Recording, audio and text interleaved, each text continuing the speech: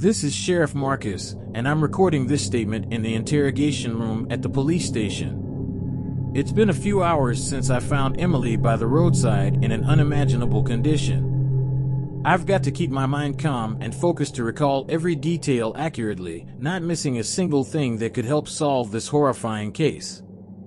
It all started as just another regular night patrol along the highway that wraps around the town and forest, covering our usual patrol area.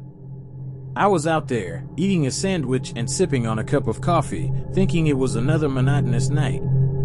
Sheriff George, who held this position before me for years, had mentioned that nothing serious or big had ever happened in this town during his time as sheriff. Well, I thought he did one heck of a job because he solved every case except one, Emily's, who went missing last year. I was beginning to understand why George described the job this way. The excitement had already started to fade. But then, that night, everything changed. Out of the blue, I heard screams from a group of boys and the sound of hurried footsteps coming from the woods. Those boys were terrified, and it was evident they were running from something menacing. My heart raced with anticipation, and I hit the accelerator hard, speeding toward the source of those screams. I was so focused on catching up to them that I almost missed the girl lying lifeless by the roadside. It was just a fleeting glimpse in my left side view mirror that made me slam on the brakes.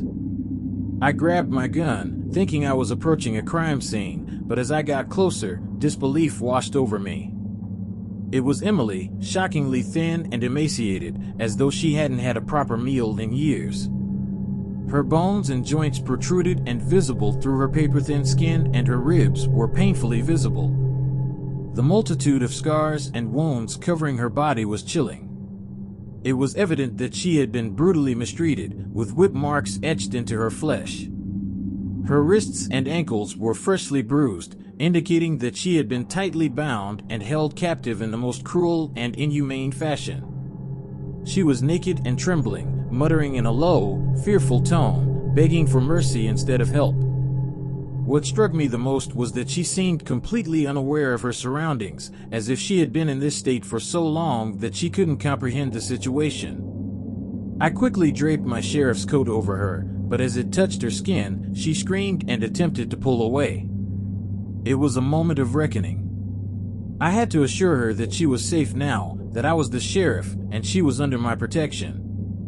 After covering her, I gently lifted her and placed her in the front seat of my patrol car, securing her with a seatbelt since she seemed too weak to sit on her own. She downed my coffee, despite it burning her mouth, and drained the water bottles. Her desperation for sustenance was painful to witness. I called for backup from the police station, and Officer Thomas, who happened to be patrolling nearby, responded. He informed me about some guys in a pickup truck driving recklessly and recognized the truck. I left him in charge and gave him clear instructions to search the entire forest, wasting no time. My top priority was to get Emily to the city hospital. During the drive, I tried to engage Emily in conversation, but she didn't even acknowledge my presence. After a while, she slipped into unconsciousness. As we arrived at the hospital, I rushed her inside, got her admitted, and promptly informed her parents about the situation. I didn't want to waste any time explaining things to them that they couldn't change. Emily needed immediate medical attention, and I couldn't bear the thought of her suffering any longer. I can't begin to fathom what Emily must have endured. It's like she lived through hell on earth. My heart aches with sympathy for her. No one should ever have to go through such horrors, especially someone as young and innocent as Emily. As the sheriff of this town, it's my duty to ensure that justice is served, and I'll do everything in my power to find out who did this to her and make them pay for their heinous crimes. As for potential informants or witnesses, I'll be reaching out to former Sheriff George to assist with this investigation. Given his years of experience in this town and his knowledge of Emily's case, I believe his insights could be invaluable in shedding some light. Emily deserves justice, and we won't rest until we find the people responsible for her suffering and bring them to justice. This is Sheriff Marcus, signing off.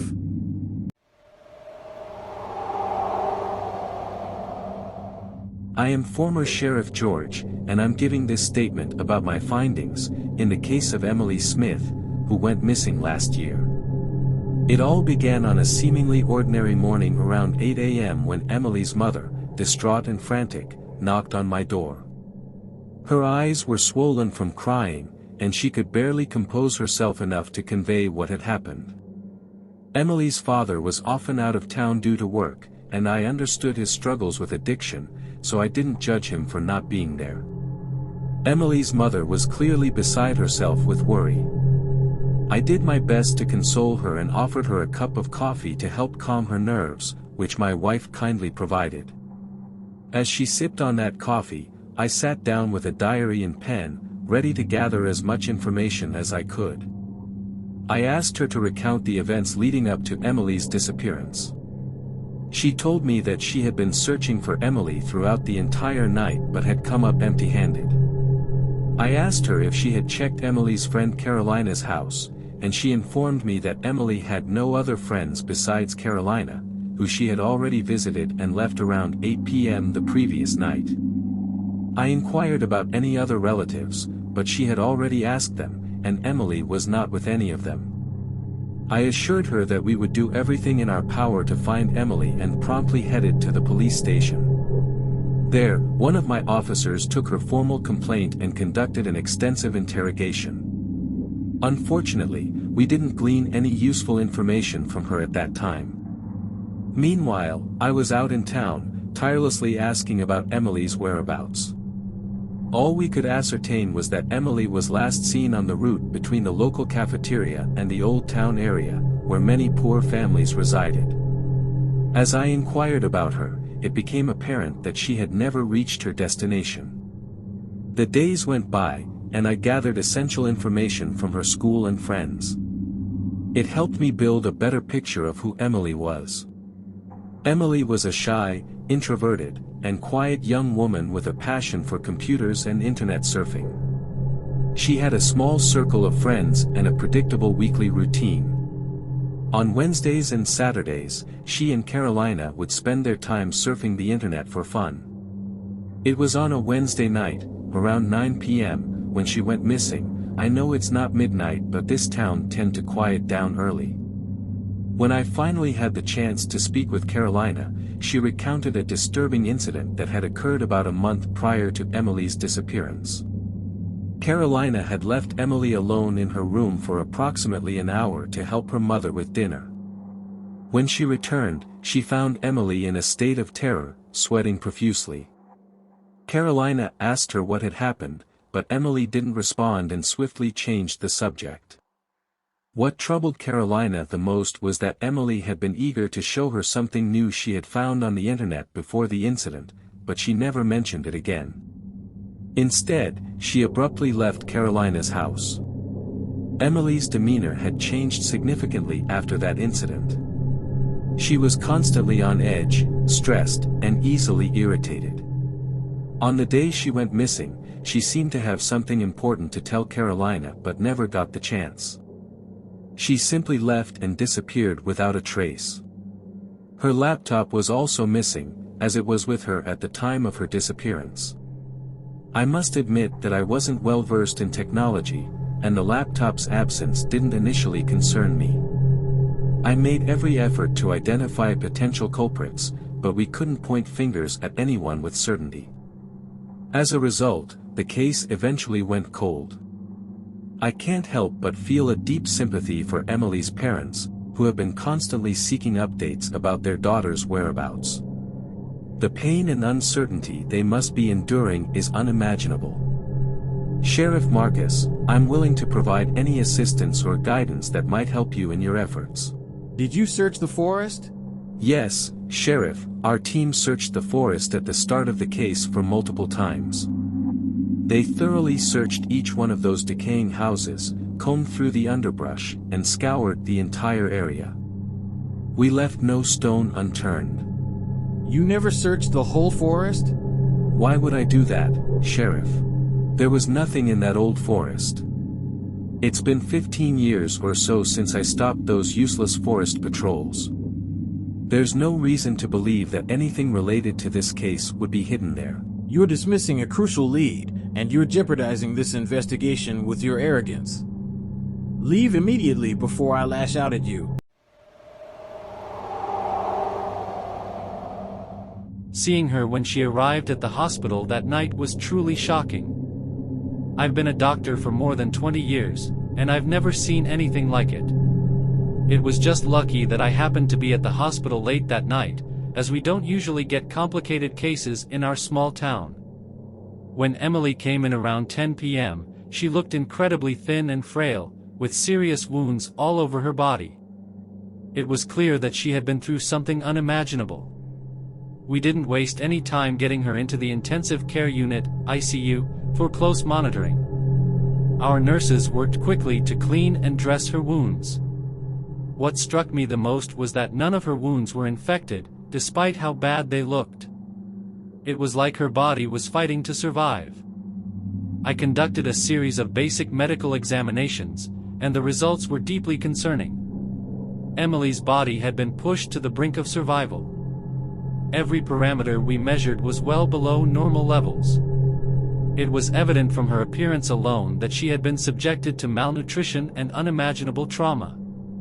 Yet, against all odds, her body clung to life, a testament to the human spirit's tenacity. It's almost as if those responsible for her condition wanted her to remain in that state, where she could stay alive and fully functional both mentally and physically. We did X-rays to check for bone injuries, considering the extent of her wounds. Surprisingly, none of her bones were broken, except for her dislocated left shoulder. It was puzzling given the physical abuse she had clearly endured. It's almost as if those who did this to her wanted her to remain in this state, where her condition was just enough to keep her alive and fully conscious. Our female doctors also checked her private parts and found no serious injuries, though the emotional trauma was painfully obvious. Emily hasn't been talking to her parents or anyone else.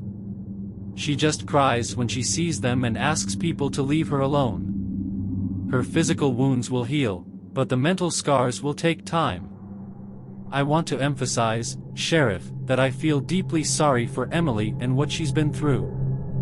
No one should ever experience such cruelty. My main hope is that you and your team can find and bring to justice the people responsible for this terrible crime. They must face the consequences, and Emily deserves justice. As she continues to recover here, we'll do our best to provide the medical and psychological support she needs. Our goal is to help her heal, both physically and emotionally. Doctor, explain this to me. Why do you keep mentioning this phrase, like they wanted her? I don't quite understand. Sheriff, I believe that whoever did this to Emily was closely monitoring her condition. It seems they wanted her to suffer but deliberately avoided ending her life. It's more challenging to keep someone in that state than to simply end their life. Think about it, all these wounds, but no major injuries? Only her left shoulder was dislocated, which, judging by the severity of her wounds, could have been far worse. There's a calculated cruelty in their actions. So, you're suggesting that whoever did this could be a doctor? It's possible, Sheriff, but I'm more inclined to believe that they possess some level of expertise in the medical field. However, I forgot to inform you that we found a variety of substances in Emily's bloodstream. Some were beneficial, others harmful, and a few remain unidentified. I'll send you her blood report shortly, but what's concerning is that several of these substances are banned by the government and shouldn't be accessible without a doctor's prescription. So, Doctor, do you think those responsible might be using Emily as a human test subject to assess the effects of these substances? It's a possibility, Sheriff, but I can't say for certain. The situation is complex and deeply troubling.